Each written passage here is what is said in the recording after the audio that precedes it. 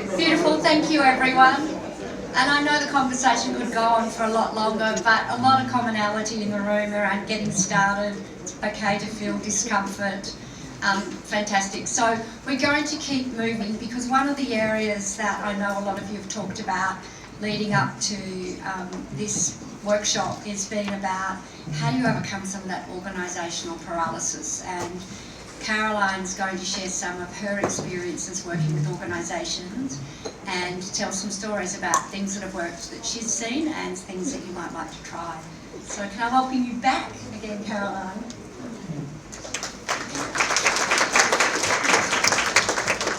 You're probably so sick of hearing my voice, like my family, but alrighty, I am going to try my best to traverse through some of the why, some of the how we do things. And I just want to really reinforce all of the things that Liana and Mina have said about the importance of this. You know, we face a national crisis here in so-called Australia that, you know, absolutely demands our unwavering dedication. And for us, this isn't a new conversation. You know, we've been having these yarns about how do we keep our children and families safe since colonisation, but particularly through the Bringing Them Home report in 1997, which laments many of these systemic failings, which we're talking about. But in the spirit of I think the way that I really want to run this session, in the spirit of being agile and responsive, which is what I'm asking you fellas to do, is I'm going to go through some stuff, but I really want to create some time for some conversation and some asking of questions. So if I move through things in a way that feels fast, it's because I want to create that space for you mob to integrate some of this. A few years ago, we did a piece of work with Reservoir High, a bunch of young fellas there, and this was the quote that they said to us after finishing the program, which I think really encapsulates so much of what we're trying to do when we're working with children and young people. And Jai mentioned it before, it's not just supporting the young fellas, it's their families and communities as well. And so they said, you know, I'm the strongest when I'm able to be myself, to be proud of my identities, plural, to be proud of my cultures. And I'm also the strongest when the people in my life are happy and well too. You know, we know that. We are deeply connected to each other. And so if our family and our communities are well, we are well too. Speaking of families and communities, I want to sort of start by acknowledging my family. As many of you would know by now, my name's Caroline Kell. I'm a proud Barbara woman. My family are from Innisfail, Herberton, kind of scattered all around the Atherton Tableland regions. I'm not sure if anyone's been up far north, but it's, you know, beautiful ancestor country there. My family lines are the Wallaces and Walkers, but we've got some connections through to the Jacomos family, through my mum. We're a family of 6. We're big, we're black, we're blended, and it makes for a really fun family gathering. But we come from a small sovereign nation west of the Atherton Tableland regions in far north Queensland.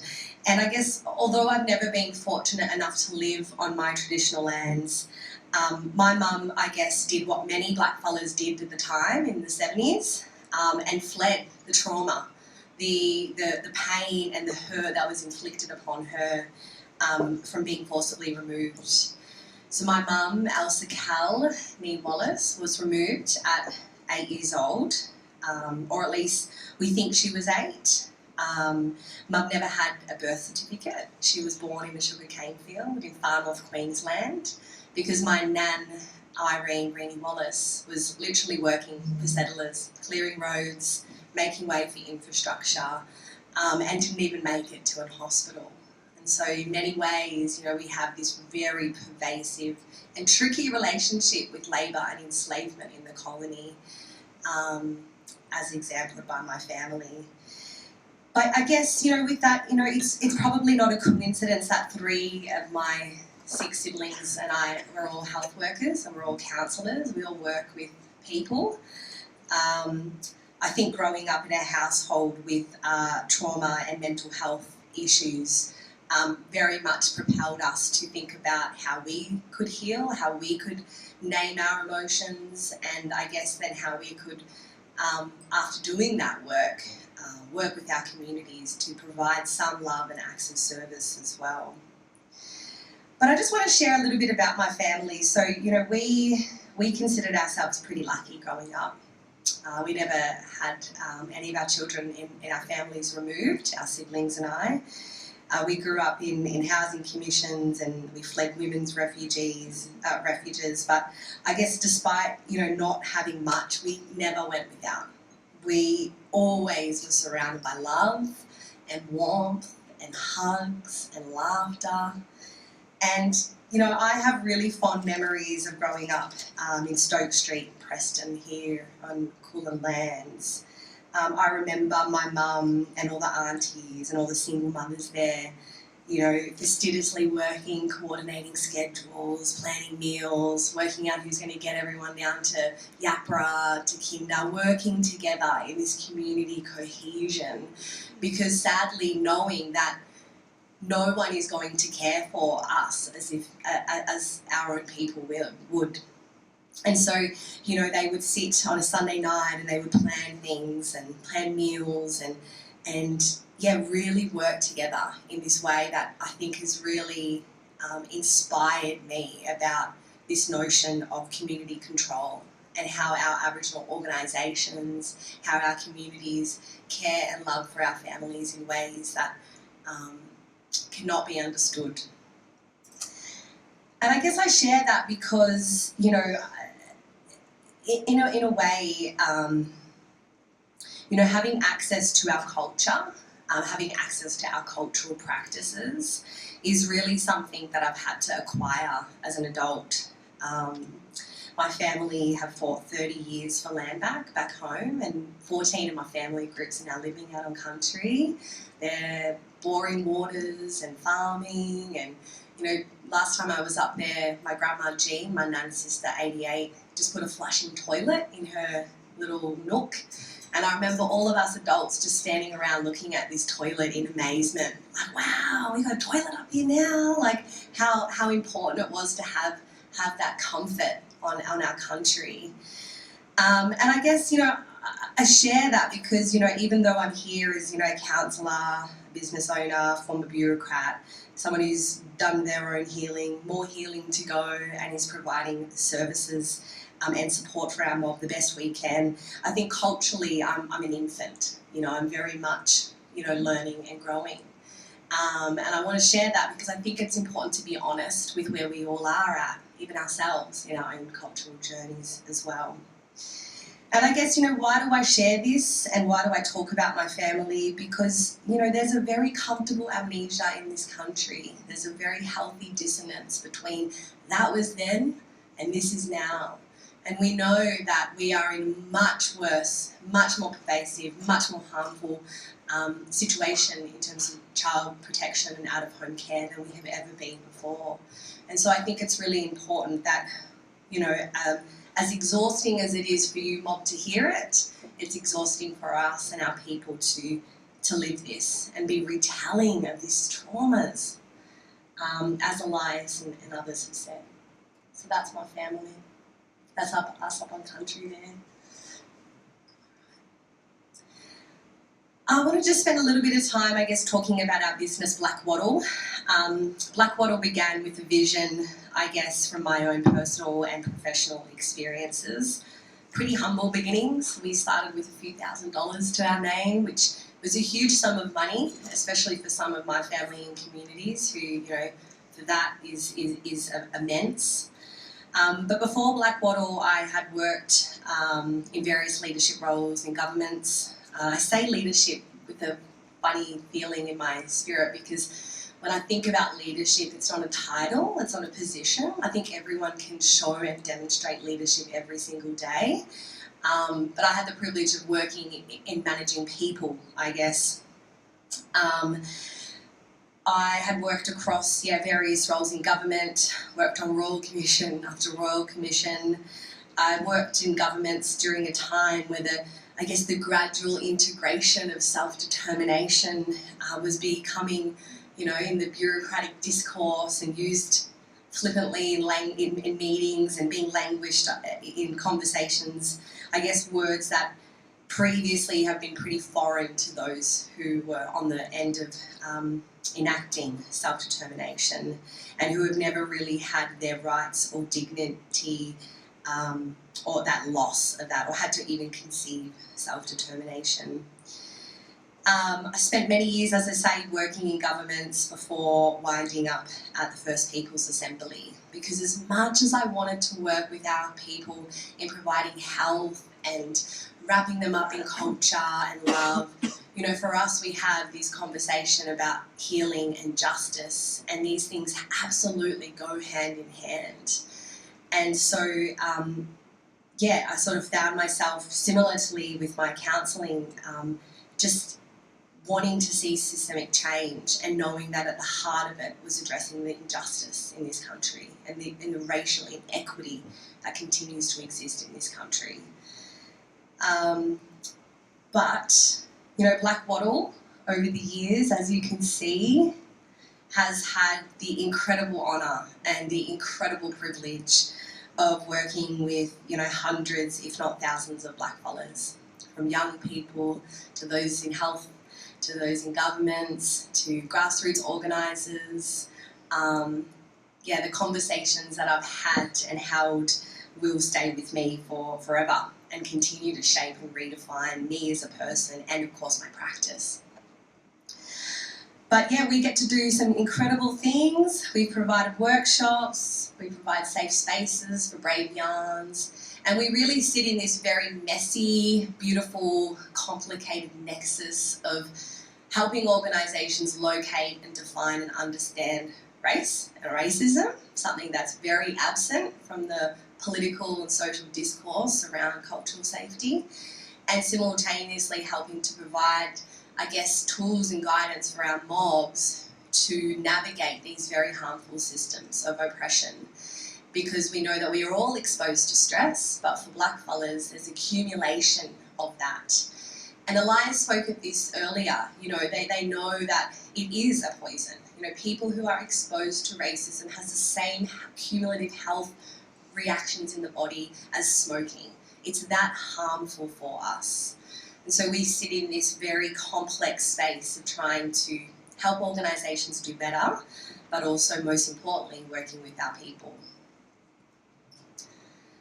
Here's some of the things, I guess, that we've worked on. I'll just go through it very briefly, but, you know, we've worked with the Victorian Aboriginal Legal Service to develop their strategic plan on their 50th anniversary.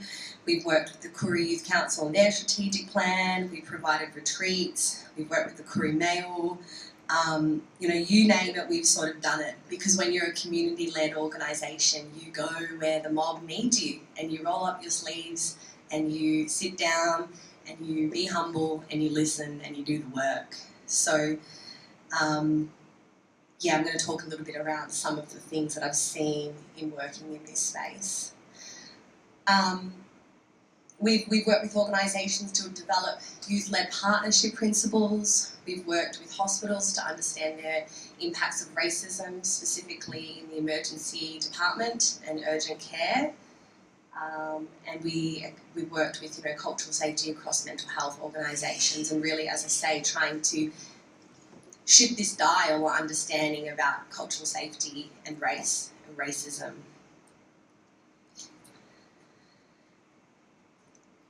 So I guess one of the main themes that come through, as I mentioned, you know, it's not, I would love to just be able to provide wellbeing and cultural programs for our community with an abundance of resources, if I had it. But, you know, there's always this pervasive elephant in the room, no matter where we go, across any discipline, across any industry and sector. And that is, as we've mentioned, race and racial inequality and power and privilege. And we've spoken about this a lot. And I guess, you know, it is a minefield, right? Like, this language, the words that we use have implications about how we change our practice, how we change our knowing, our collective consciousness or understanding of these things.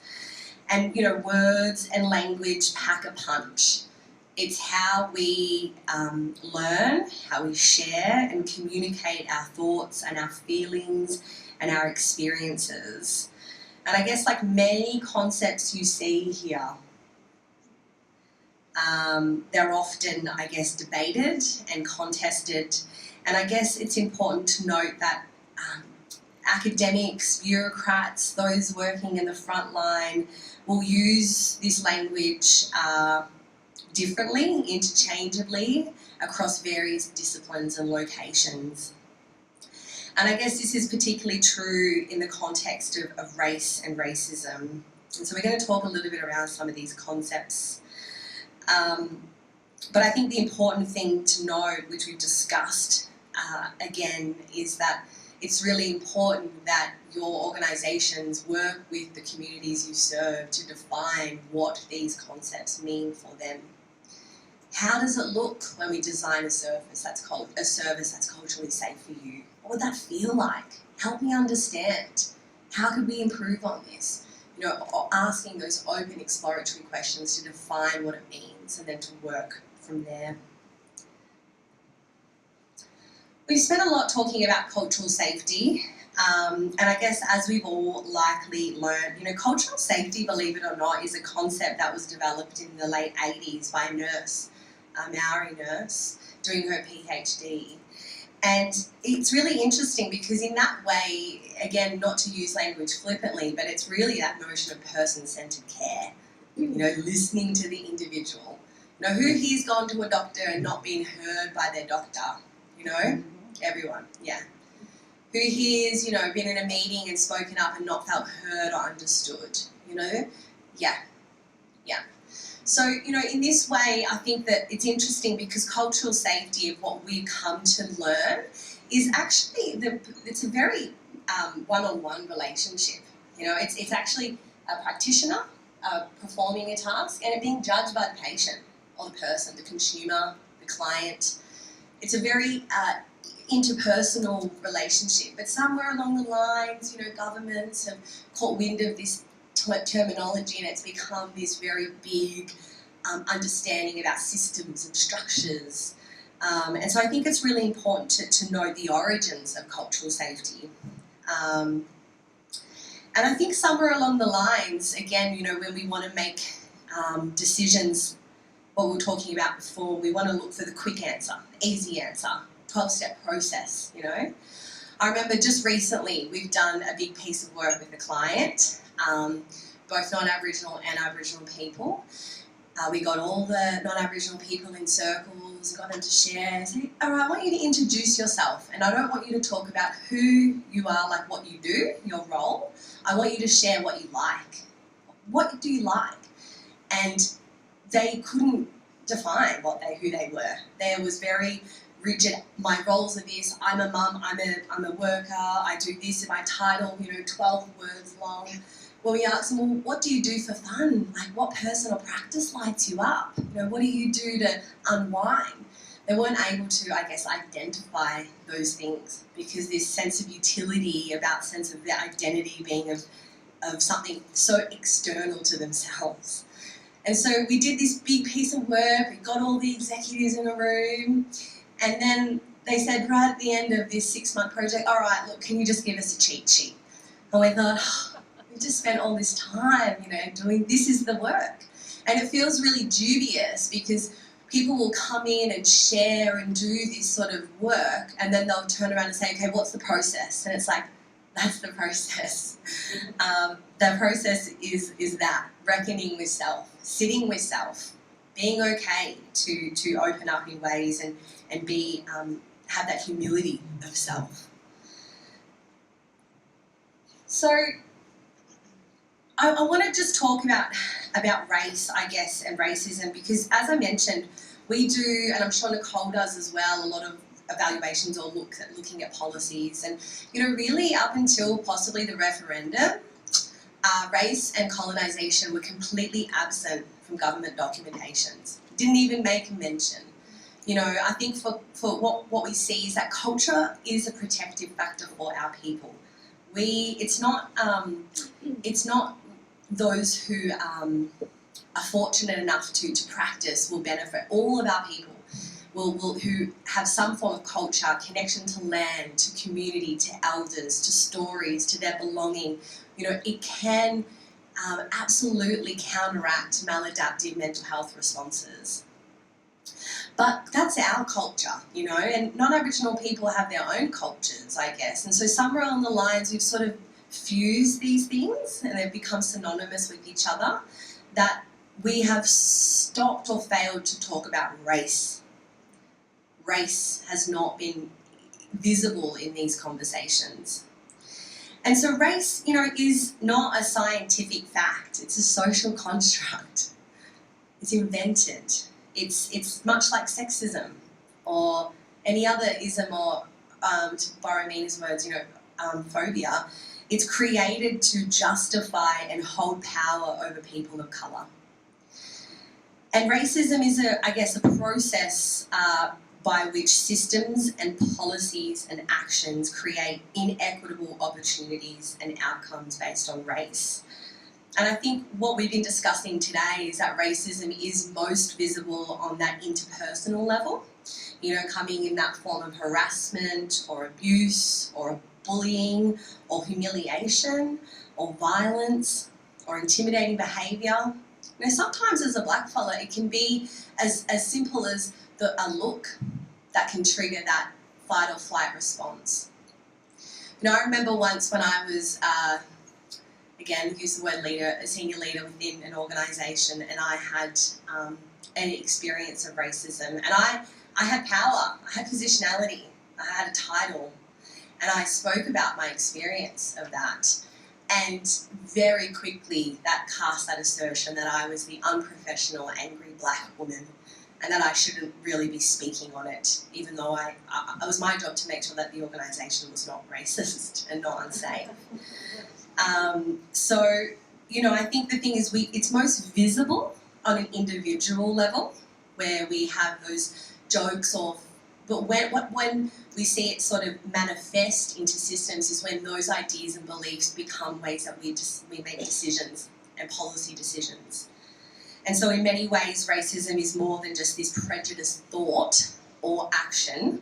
It occurs when this prejudice, whether individual or institutional, is accompanied by the power to discriminate against and oppress or limit the rights of others. And, you know, it's interesting, when I was working at the Victorian Aboriginal Community Controlled Organisation, VACCHO, as an executive, we were working through the COVID pandemic, and there was some, you know, we talk a lot about, I guess, racial inequity in policy decisions, but I do have to say there are some examples where governments have started to promote racial equity through their decision making by prioritising Aboriginal communities. You know, I remember when in 2020 when the pandemic hit, we knew that our vulnerable populations were going to be the most affected. We knew that our mobs, because of racism, were going to, and the burden of health that we endure would be hit the most. And so what we did was, you know, we worked with governments to ensure that the vaccine was promoted to those communities first. And that's a great example of racial equity being used in a policy decision, recognising that as a cohort, these people are going to need extra care. And often it's not about this notion of we need a hand out, it's a hand up. Difference, I guess. So that's racism 101. But I guess, you know, what I will say is what's anti-racism? We get this all the time. Okay, I'm not a racist, but. And I want to say this really up front and, you know, not to like trivialise this experience, this very, very painful experience of being on the fringes of society. And being excluded from public and civil society. But we all, as I mentioned, have the ability to be racist. It's a moment-by-moment thing. How do we create the conditions so when we do get it wrong that we can be like, hey, pull up, we don't do that anymore. I was yarning with the sis before, and, you know, as black fellas, one of our integral values is accountability. You know, we actually welcome critique. We welcome being pulled up. You know, I've been pulled up many a times, and I probably will continue to be pulled up in the future. I guess when we have a critiqued conversation, it allows community and cultural rigour and robustness. And so if we didn't accept any critique or any accountability, then we wouldn't be doing our jobs right, you know. And so what we see is that anti-racism it takes effort. It's an ongoing journey, and as we've all discussed, it has no endpoint. You know, you don't go to your cultural safety awareness and tick, I'm not racist, I'm an ally, and carry on about your day. You know, it's actually constantly critiquing the norms, the values, the dominance which has been set through white supremacy that creates conditions and imperialism that we see today. And so I think the thing that I would say is that we're in a society where being called a racist, as we've discussed, carries so much more weight than actually the racist act or racial violence themselves. And so in many ways, being anti-racist is an active process that contrasts with this passive stance of non-racism. It's not okay to say that I'm not racist. It's to say that there's no neutrality in this regard. I'm either racist or I'm anti-racist. We don't pick and choose and glean when we are. And I guess, you know, what we sort of see in that respect is that, you know, often in many workplaces the question isn't about, you know, whether we care enough. In many workplaces the question is not whether we care about this issue, but it's often whether we care enough to enact those meaningful changes. Because it takes time and work and commitment. But most importantly, it takes an investment into yourself. We're living in a world where we can outrun or not deal or suppress or avoid what's really going on for us. And so it requires bravery to turn into ourselves. It requires bravery to sit with ourselves. And I think that's what it's going to take with this, as we've discussed.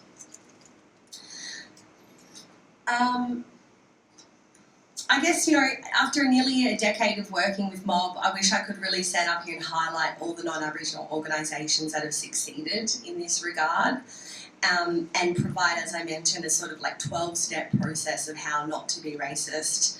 But unfortunately, I can't, and hearing after hearing at the Uruk Commission really laments a lot of these systemic failings which we've discussed, I guess. And I guess despite there being a lot of goodwill, you know, many of us are operating on two different paradigms here in Australia. There's two different ways of being and interrelating with the world. And Uncle Stan Grant refers to this a lot. You know, he talks about us still being very much on the fringes of societies, just like my nan clearing the roads. But what I'm going to share is, I guess, some common examples, some themes, some areas where we see things are doing, where there are areas where things are improving. But like many today, I just want to caveat that there is no silver bullet and there is no one-size-fits-all approach. And I guess, you know, ultimately we've spoken ad nauseum about this today, but Auntie Pat Dudgeon, anyone familiar with her work? So Auntie Pat Dudgeon, that might be a little bit of a homework for you fellas if you haven't already. You know, Auntie Pat Dudgeon, Graham G, Helen Milroy, Tristan Schultz developed the Aboriginal Social Emotional Wellbeing Wheel, our 8 dimensions of health, which is good for everyone. We are all, Aboriginal knowledge isn't some mythical thing. It's those principles are healthy and helpful for all of us to think about how we're connected to our mind, our body, our emotions, our land, our spirituality, our gunima. You know, these things are all important. And I think right now in societies we are all searching for community. We're all searching for that deeper connection to ourselves and to each other. And so Auntie Pat Dudgeon's work is really around social emotional wellbeing. And I truly believe as a mental health practitioner that it's good for all of us. But she really invites us to think about this notion of critical reflexivity. And I guess, oops, don't know how to go back now. Oh, there we go, the red one. What I was trying to avoid, like me. I guess she really invites us to think about not just around how do we reflect on a process. So often we have a really static way of looking back. We'll say, did that work? Didn't that work? Did it meet its objectives? Did we get on budget? Did we do it on time? Cool, let's move on to the next. Critical self-reflection is much more deeper than that. It's asking you as a non-Aboriginal person to think about how your worldviews have been shaped, how your values have been shaped. What is its location? How has that been defined? And then to think about how does that shape how I then engage with people and young people particularly. And to really then think about how do I then integrate that knowing of myself into my practice. And so in many ways that is a few-step process, which I'll talk about. But this is what we see, we have these two different paradigms, these two worlds. Black fellas talk about it all the time. We're often oscillating between, two very competing and demanding and exhausting worlds. But there are some ways in which we overlap, of course. And as I mentioned, I think it's really about how we all sort of can learn from Aboriginal knowledges. But I think what's important to know is that the world has been profoundly shaped by whiteness through colonialism, through slavery, through cultural dominance, economic exploitation and systemic racism, and that these are really enduring racial hierarchies. And so much of this conversation is not necessarily about learning about culture, but learning how to deal with your own grief and loss. And I know that that's a real, did you just say that? But yeah, I did, because a lot of this work is really about how you manage that unsettling feeling about this guise that we have here in Australia. This Australian dream, this place where people are wealth, prosperity, but for us, some bloodshed and a lot of trauma. And so a lot of the work really rests in non-Aboriginal people thinking about that. We're kind of doing it globally right now, thinking about how colonialism has seeped into all of what we have known. So one of my old mentors, Professor Greg Phillips, he speaks about this a lot. How we define the problem is how we define the solution. And I guess for too long, Aboriginal people have been painted as a deficit or a problem to be solved, money to be thrown at, instead of really thinking about the incredible knowledges and perspectives that we can bring to conversations. Now, I'm going to talk a little bit around some of these things. Oh, sorry, red button. I have tried to put some examples together based off the guide that UMOB will have received or have across these 4 pillars about where we see the issues across them, and then what are some examples. So I'm going to just talk through a bit of that. Oops. So reflections versus reflexivity. So I have, language packs a punch, as I mentioned. It's how we understand things. I think reflection sometimes is quite a static, but reflexivity invites a bit of agility to think, okay, how do we shift and change course? I guess some of the things we hear, and I'm not going to go through all of the bits and pieces, but, that we practitioners and bureaucrats lack critical reflexivity. There's this fear of getting it wrong. And there's also this notion that organisations just simply don't build in time to think about the how. As humans, we have a predisposition to be very solution-focused to get us out of danger. And so our brains make these sort of concrete blanket rules rather than sitting in grey areas of nuance. And so, often organisations really think about who, what, when, why, but they very seldom think about how are we doing this? How are we involving young people? How are we reflecting on our practice? How are we changing course? And it's really interesting because I think as humans, we are always reflecting anyway. I know sometimes I'm up at night ruminating and thinking about things which isn't a healthy reflection, but we all have this tendency to reflect and to think about it. And so I wanted to share a couple of little tips around how to think about reflexivity. And I think if there's anything you take from this conversation, it's this. And feel free to take photos. But, generally when we look at teaching this in our work at Blak Wattle, it's, really after something has occurred, whether it's an incident, whether, You know, someone has had a difficult meeting, whether there's been a challenging decision. Often it's very helpful to just vent and externalise the problem. You know, what's happened, what's the story? And we recommend that you write that down. You know, whenever we're on the phone and we're sort of venting, you can go, she said that, and then we're kind of reinforcing things, but taking some time to just write it down. What's happened for me? You know, what's going on? Who was there? What day was it? Was it just getting a bit of that story? I think often what we also teach, especially non-Aboriginal people in this space, is to really just notice, you know, what's going on for you. Are you activated? Are you noticing that your breath's a bit higher? You've got feelings, sensations. Are you feeling quite activated? And then just taking some time to leave it there. You know, often what we see in workforces is people will have an incident, write up that email, send it out, be filled with regret, and didn't, you know, bypass this sort of just getting it down.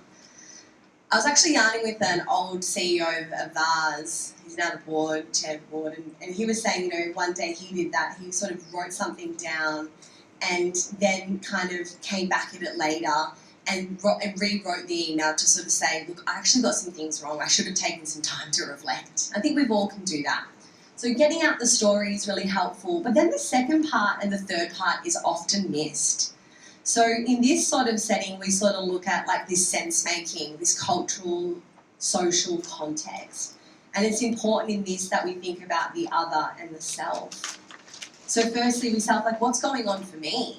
You know, what's my understanding? You know, what's my role? What's my worldview?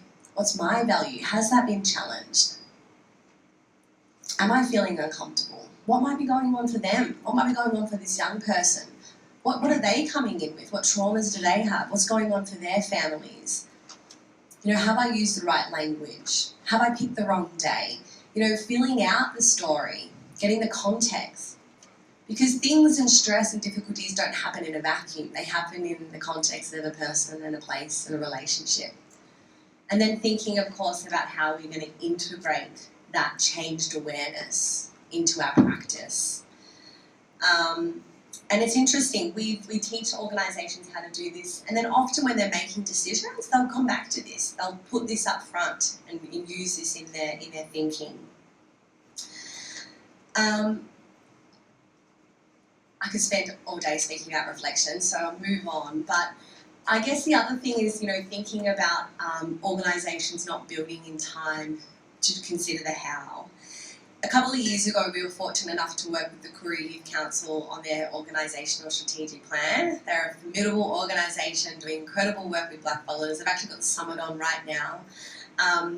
And I guess we did this strategic plan, and through every conversation that we went through, recognising the audience needs, which are young people, they wanted to, rather than just develop a plan on a page, so this is one of the minimum standards about your policies, they wanted to incorporate people and videos and icons and art to bring the plan to life. So it wasn't just words on a page, that people could connect emotively with the plan. They could see their people talking about this documentation.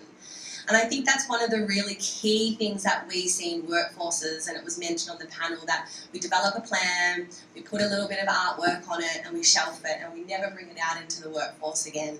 We say, all right, let's visit it in 5 years and see what we've done. You know, a plan is a way of moving through a change, and change is an emotive, you know, with any change, any single change. Even if I was to get you, Mob, to change the way you come into work, if you were to go backwards or to change the way you do something, it creates this mental resistance. Any change is uncomfortable for us. And so what they really wanted to do was to make sure that that change management story of the people that were behind this plan was really embedded in how they did it. And so whenever they come to a meeting or they talk about it, they bring out the story. You know, they would talk about it as it's a living, breathing story, which is a really great way to think about change management and thinking about your plans. You know, are we talking about it? Where are we talking about it? How are we talking about it? Are we all on message? Do we have some key messages? You know, are we all understanding this change the same way? Because I think a change is a level of consciousness in an organisation, and we want to create a collective consciousness around a change. You know, even with mob, we do this so well as grassroots organisers. Always was, always will be. What a great catchphrase to talk about the very real issue of racism and land back and lack of sovereignty.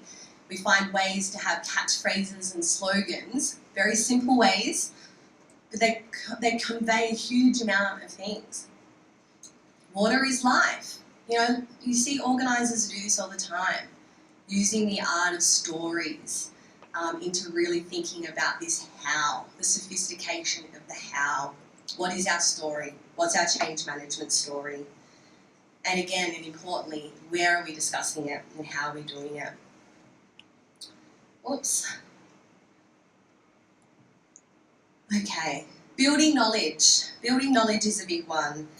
And I want to just talk about some of the things that we hear a lot, which is, I guess, learning environments that only rely on e-learning and tick-a-box training. And I guess I just want to say that while that is a really good and practical first step, like we all need to increase our knowledge, we all need to know the truths, the multiple truths that exist here. I guess, you know, we've learned through research and a lot of evidence that we have done that when it comes to training, I think our research has really consistently shown that we need hybrid learning environments. You know, places that both address the strengths of culture and the realities of blackfellas, but also that talk about race and intersectionality. But that ultimately, as human beings, we learn through sitting together, like nervous system to nervous system. It's very hard to not humanize someone when you're in conversation and story and connection with them. So we need places where we can like come together and actually share stories, be willing to listen to those stories. And I guess that facts, you know, learning about facts doesn't drive change. You know, learning about this happened, that happened. You know, the key ingredients that we see time again is shock, believe it or not. You know, there's like, even those ads about harm reduction, harm minimization, TAC, quit smoking, they're all shock. They're shocking you into an action because when we're more compelled to take action. And empathy, you know, shock and empathy is a really powerful combination for driving change. And so we see that the learning environment and how we deliver things are nowhere near as sophisticated as we need. And that for many of us, we also have very different learning requirements. You know, not everyone acquires information the same way.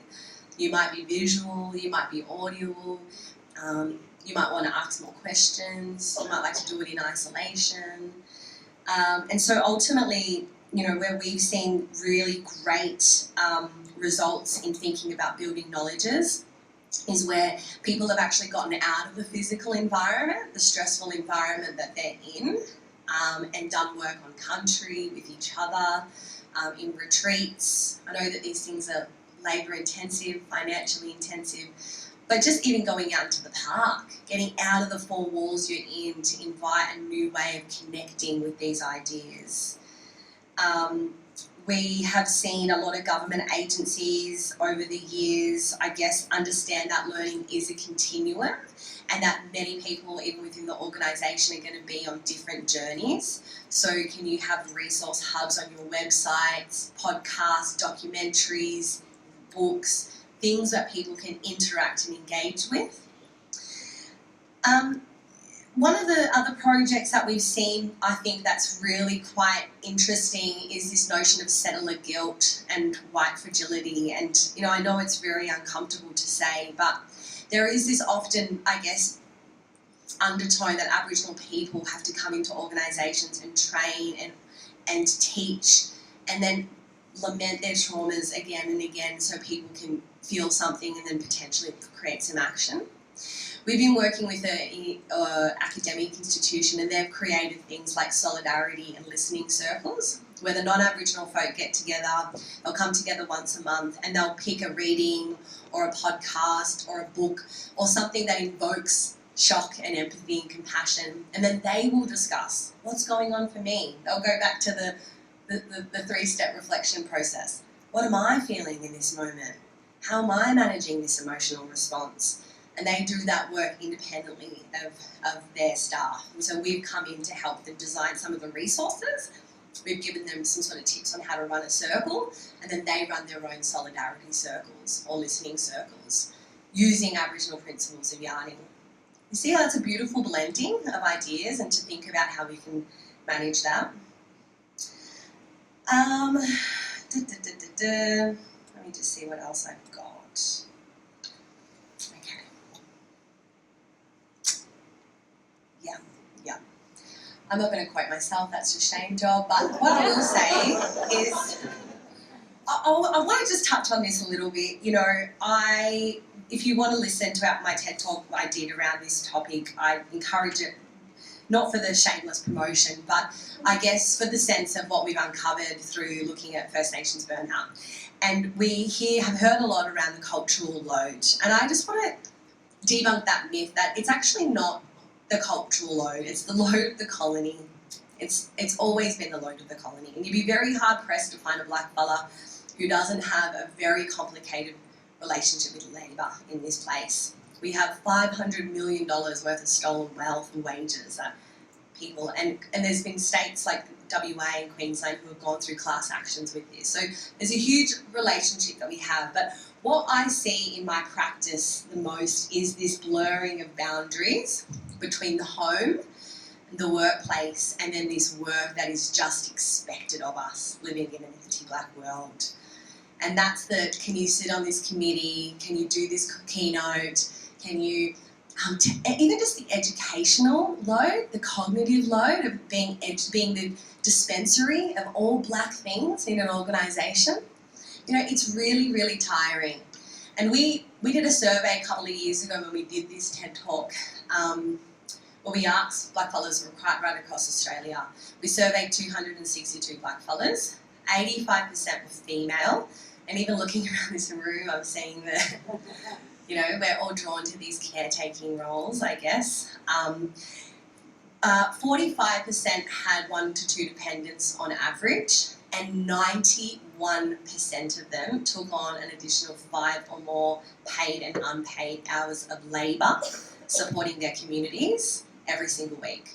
And when we asked them what they were, like, it was volunteering at a local co-op, sitting at the school committee, being on the RAP, you know, playing a role at the basketball, like all of this work to try to educate, you know, our so-called Australia around race and racism. And when we asked them things around what came up for them, you know, the stories were horrific, you know, really, really awful. You know, there's such a relationship between burnout, mental health, trauma and stress and racism. And, you know, we heard things like, you know, I'm not allowed to be tired, I'm not allowed to say no. If I do, then I'm not going to, you know, I'm going to be treated differently at work. There was this sense that they had to show their utility or worth based off saying yes to all of the things that settler colonialism demanded of them. And many of them were, absolutely exhausted. I mean, even just this week, I want to just highlight something we heard with Rook, with one of the traditional owner organisations, with this notion of labour and what's the responsibility of the, you know, settler colonialism and working with communities. But one traditional owner group had to manage 51 contracts with the same government agency. Like, these sort of things are really pervasive, and we're all just exceptionally tired. I can tell you that much. Okay. How are we going? Oh, okay, yeah, okay. Oh, gosh. I'm going to just... We all know these issues. We all know what's getting in the way. And so I want to kind of, I guess, surmise this with just a couple of little things, because I'm mindful of time. You know, if there's one theme, you know that blackfellas love to yarn. So, but show of hands, who's got kids here? Yeah. So, you know, you only really need to spend 10 minutes with young people to know how incredibly brave they are, how incredibly talented and inspiring they are, and just to know that even if you raise your kids in the same household, they're going to have different needs, different requirements. And I think, you know, today we've spoken a lot about systems and organisations, but I just want to share a couple of little things about some of the little people in my life, people that I love and I get to look after. My sister's got 8 kids, so we share the load, we share the village, and I've changed their names and I've kept their faces off, but I want to just talk very quickly about these people. So Waru, my nephew, 5 years old, he's neurodivergent. He loves building things. He loves to marvel at the world. He's very curious. He's a conversationalist. He loves sharing things about nature and science. Every time he comes over to my house, he's got 10 million facts and lots of lessons, and he loves to build things with his hands. And so we create environments where we know that that's what he's going to do, so we create it for him and we let him explore. Nari, his big sister, she often comes to work with me. You can see her down there with Tarns. We did a piece of work where we were working with some young people around relationships, and the young people said, actually, I want to learn to cook because I don't know how to cook. And so we brought all the kids in to help. We made some Johnny cakes and things. But she's brave, she's confident, she knows how to express her boundaries. She's got no problem in telling people not to do the labour and work. She loves Taylor Swift, and she also loves coming to, you know, all of our ACO days, and, you know, she loves being with her friend Nikita, who she met at her kinder ACA. Her cousin is 8 years old. She's much more quieter. She's very, very reserved. She'll sit back and watch, and she will really do things on her own terms. And I share this because when we're thinking about young people and working with them, all of them have the similar, you know, commonalities. They want to be heard, they want to be valued, they want to be listened to. And as Jai said, they all have different needs. I want to close this very chaotic speech, it's a time, by firstly inviting you, if you want to have more conversations, please come and find me. But I, as a counsellor, find it really helpful to reframe things in a therapeutic context. And I think when we discuss systems and institutions and young people, I think it's crucial to remember that at the helm of these are people and children and families. And I am inspired by the profound insights of bell hooks and the wisdom of my dear friend Sissy in the audience here. And I want to emphasise, you know, the transformative power of love with this work. And I want to emphasise, you know, Bell Hooks talks a lot about this, it being a deeply decolonised tool. And she highlights how it can serve as a really powerful force for healing and liberation. And she believed that love in its most radical form really challenges the status quo and dismantles power structures. And I want to invite you to think about someone that you love in your life, or a person or a place. And, you know, to work with our communities with that love in your heart. You know, when we come at our work with love, when we come to provide service from a place of love of self, love of community, love of culture, love of people, you know, that's really how we're going to transform this conversation from it being one of this arbitrary yardstick to really moving with intention and love for our people, because we deserve that. So yeah, I'm gonna close now because I'm over time, but thank you so much.